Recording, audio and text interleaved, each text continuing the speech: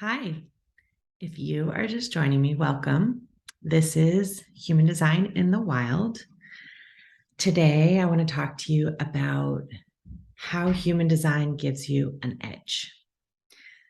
So, Ra talked about this moment. Ra is the founder of Human Design. He talked about this moment we're living, and he felt deeply that human design was created to help us navigate this moment.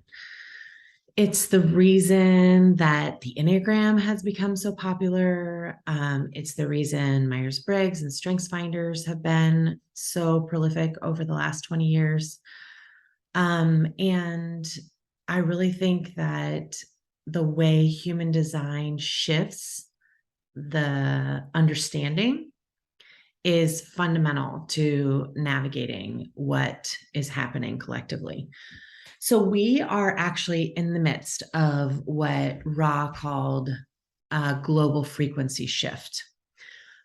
He talked about how we have been in a community frequency for the last 400 years. And in 2027, we make a shift to an individual frequency.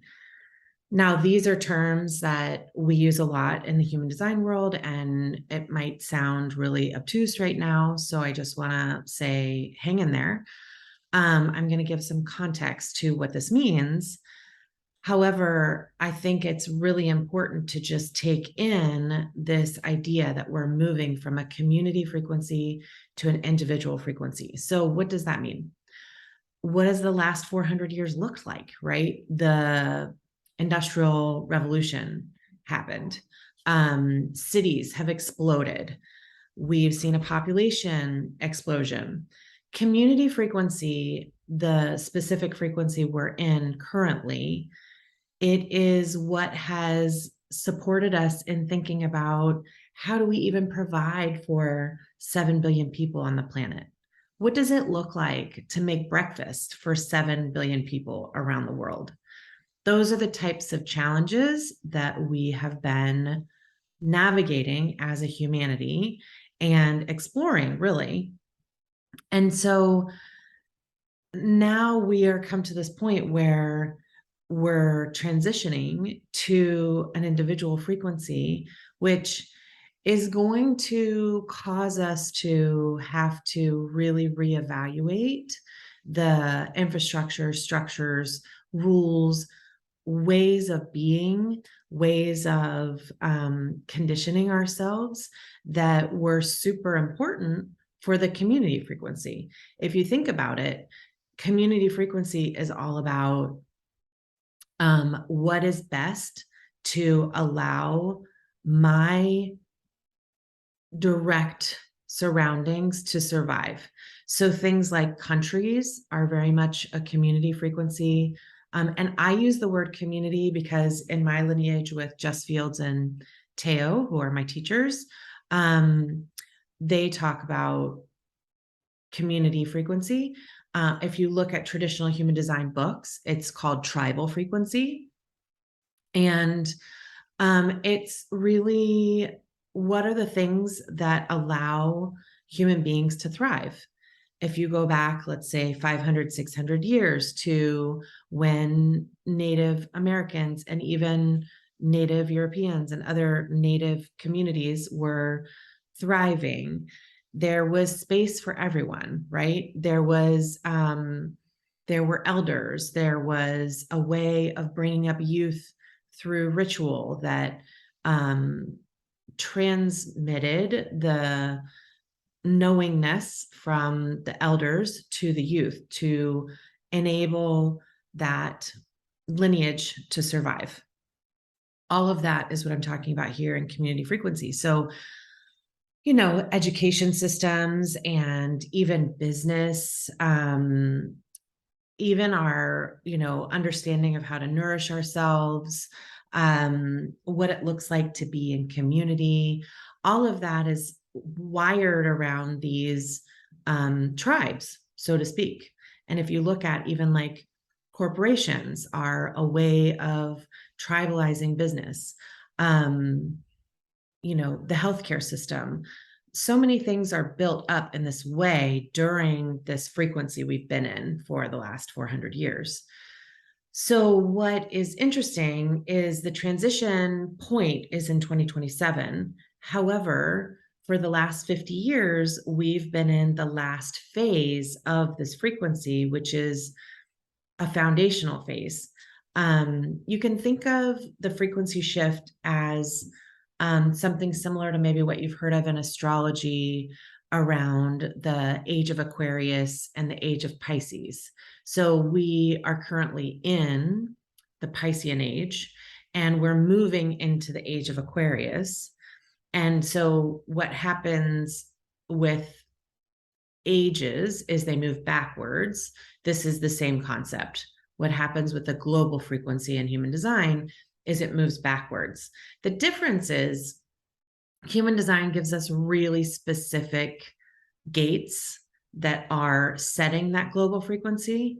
And what the dynamic, if you looked at your human design, you know that you have an incarnation cross. Well, we as a humanity also have an incarnation cross, and that is what sets the global frequency. So the incarnation cross of humanity is changing in 2027. So what does that mean? It means we're moving to this individual frequency. You'll hear people talk about the cross of the sleeping phoenix. And this frequency is all about evolution. It's all about what we call in human design mutation. And so mutation starts with the individual. Mutation, even if you look at like an evolutionary science perspective, right?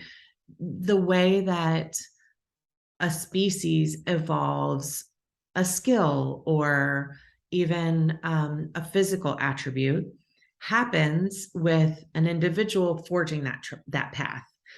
And so this energy we're moving into is really about supporting uniqueness. And every system we have is going to have to change in order to support that. The way we do business is going to have to change. The way we nourish ourselves is going to have to change. The way we educate our kids, our education system in general, and also the way we create community is going to have to change. Because for so long, the way we created community was having certain norms where if you didn't fit into that norm, then the tribe or the community was thought to be at risk. And I'm talking, gender, sexual orientation, any type of expression that has been repressed over the last 400 years is now going to be exalted in this new phase. And that's because those individual attributes are creating expansion and mutation that is needed for the community to be stronger and for the collective to continue to expand and to continue to evolve. So what does that mean for those of us who are exploring human design and, want to use this modality in our day-to-day experience? I think it's encouragement. I also think that in order to support others on an individual level, we have to know ourselves on an individual level. We really have to connect and be able to differentiate and be a part of creating the systems and the infrastructure that's needed in order to support that individuality. A lot of the dynamics that we are navigating right now, whether it's neurodivergence and the rise in autism, or maybe it's just the rise in entrepreneurship that we're seeing. These are all aspects of this frequency shift. These are all elements that come into play. And we right now are in a massive portal for what really wants to shift for humanity to thrive. And when we talk about portals, it's essentially, you can think of it as like the experience that a caterpillar goes through before it becomes a butterfly. You go into the cocoon and you have to become mush. You have to essentially turn into goo before you can restructure yourself and turn into something beautiful. That's the moment we're living right now. Our economy is totally shifting. I know that there's concerns about, you know, whatever you hear in the news, but the fundamental thing to understand is that, of course, things are shifting. Of course, you know, the housing market is totally different than what it was even 3 years ago, 4 years ago. The day I'm filming this right now at the end of 2022, and the housing market is the highest it's ever been because during COVID, people couldn't travel. And so they were using all that disposable income to pour into their homes. And all of a sudden, you know, there's not enough homes for people, right? They want to live in a bigger home. They're changing where they live. All of this stuff is happening. This is the type of upheaval that this time really calls for. So all we can do is resource ourselves, better understand what it means to follow our own strategy and authority, understand what your design is so that you can actively decondition ways that you've taken on behaviors or beliefs that limit your ability to be an individual. Um, all of these things are going to support you in being able to run your business or work in a more aligned way.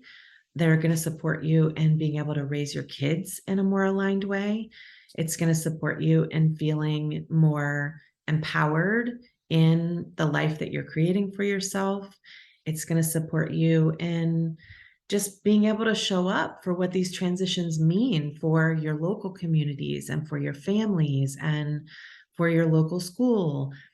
Every single thing that you touch on a day-to-day basis is being impacted by this shift. So human design gives us this amazing tool to be able to better understand it and to be able to show up with compassion. I hope this helps demystify some of the chaos that we are experiencing and the purpose of the chaos. And if you want to learn more, please reach out. All the details for my website and programs are in the notes. And I just am grateful you're here and excited to connect with you on how human design can support you and what's going on in your world.